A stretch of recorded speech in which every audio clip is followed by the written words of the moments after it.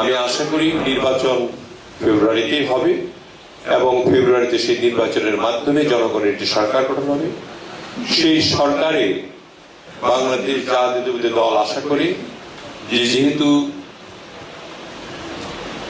দেশ নেত্রী বেগম খালেদা জিয়ার প্রতি ধানের শীষ, শহীদ রাষ্ট্রপতি জিয়া রহমান তার মার্কা ধানের শীষ, আমাদের বর্তমানে রাজনৈতিক একমাত্র সর্বশ্রেষ্ঠ নেতা জনাব তারেক রহমানের যে দল বিএনপি তার মার্কা ধানের শীষ, এবং এই ধানের শীষের বিজয়টা আমরা পরিলক্ষিত করছি, অনুমান করছি যে জনগণ যেহেতু গণতন্ত্র বিএনপির কাছে সুরক্ষিত, সেহেতু নিশ্চয়ই আমাদের জনগণ, সারা বাংলাদেশের জনগণ বিএনপিকে ভোট দিয়ে সরকারে বসাবে।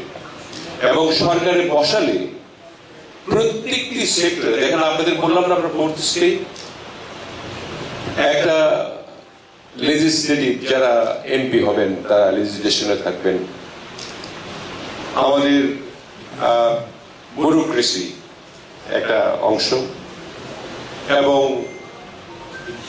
জুডিশিয়ারি একটা অংশ, তিনটা অংশে ভাগ করা, এবং ফোর্থ স্টেজ হিসেবে ধরা হয় সাংবাদিকদের। এই প্রত্যেকটি জায়গায় কিন্তু সংস্কার আসবে, এবং যে সংস্কারের মাধ্যমে যার যার স্থান থেকে কাজ করলে সম্মানজনক হয় এবং জনগণের জন্য উপকার হয়, সেই কাজগুলি বিএনপি হাতে নিয়েছে।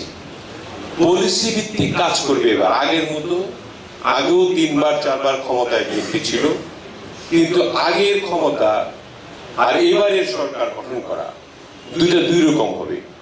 আমি আপনাদের মেসেজ দিতে চাই যে যদি সরকার গঠন করে বিএনপি, তাহলে প্রত্যেকটি মিনিস্ট্রি পলিসি ভিত্তিক কাজ করে এই বাংলাদেশ পরিচালনা করবে। সেখান থেকে আমাদের একদম কৃষক শ্রমিক থেকে আরম্ভ করে আপ টু হাইয়েস্ট লেভেল, যার যার স্তরের মর্যাদা, সম্মান এবং তাদের সচ্ছলতা যেভাবে হওয়া দরকার সেইভাবে যেতে হয়, সেই কাজগুলি চলছে আমাদের।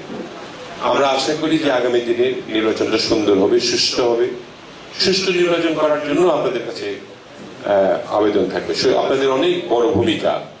সুষ্ঠু নির্বাচন করানোর জন্য সাংবাদিকদের ভূমিকা অনন্য, মানে তারা যদি চায় সুষ্ঠু নির্বাচন করাতে পারে। কোথায় ইয়ে হচ্ছে, এবং ভোটার আসার জন্য 17 বছর 18 বছর মানুষ ভোট দিতে পারে নাই, এই ভোটটা যাতে মানুষ দিতে পারে এবং ভোটে আনার জন্য উদ্বুদ্ধ করা।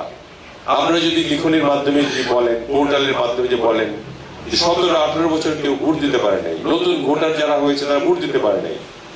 ভোট সবার অধিকার এবং তারা সবাই দেশের মালিক হিসেবে যে তারা যে ভোটটা দেয়, এই প্রভাবটা আপনাদের করতে হবে, এই ইনফ্লুয়েন্সটা আপনাদের করতে হবে। আপনাদের আমার মনে হয় পরিচিতি সভায় এর চেয়ে বেশি কিছু আর বলার নাই। আবারও দোয়া চাই আমি আমাদের ম্যাডামের জন্য, এবং আগামী নির্বাচনে সভাপতি আমি প্রার্থী হিসেবে আপনাদের সাহায্য কামনা করি। আমি যে আমার এই দেওয়ানগঞ্জ, বকশীগঞ্জ আমাদের নির্বাচনী এলাকা, এখানে দেওয়া ছাড়া নেওয়ার কোনো মনোভাব আমার নাই, এবং এখানে যে সমস্ত জায়গায় যা যা করা দরকার সেগুলো আপনারাই বেশি ভালো বলতে পারবেন লেখনির মাধ্যমে, কোথায় কোন প্রবলেম আছে কি না আছে, এগুলো যদি বলেন আর কি, তাহলে আমি আশা করি আমি বেঁচে থাকলে অন্তপক্ষে নেক্সট টাইম নির্বাচনী প্রতিশ্রুতি যেগুলি আছে সেগুলি সহ আমি এগুলো পূরণ করতে চাই।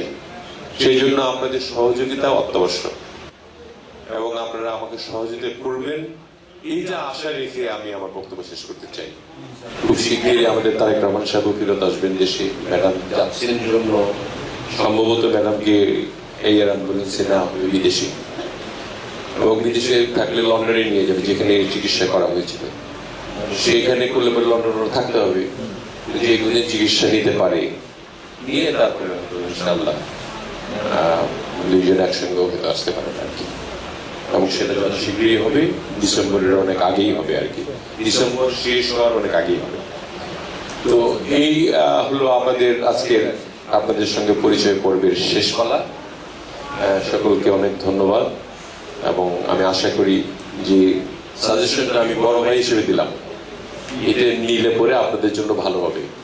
আর আপনাদের যদি ব্যক্তিগত কোনো সুবিধা অসুবিধা থাকে আপনারা বলেন, আমাদের সেক্রেটারি সাহেব আছে, পৌর সেক্রেটারি আছে, এখানে দাদা আছে, সাংগঠনিক সম্পাদক দুইজন আছে, মলিন, মানে তো মেন রাজনীতিটা দেখে আর কি। তো ওদের সঙ্গে কথা বলে নেবেন কোনো অসুবিধা থাকলে। আমি সর্বাত্মক সহযোগিতা আপনাদের কাছে কামনা করি নিঃস্বার্থভাবে দেওয়ানগঞ্জের জন্য, এবং আমার তরফ থেকে কোনো কিছু থাকলে আমি করতে থাকবো। এই হোক আমাদের আজকে মত বিনিময়। আসসালামু আলাইকুম ওয়া রাহমাতুল্লাহি ওয়া বারাকাতুহু।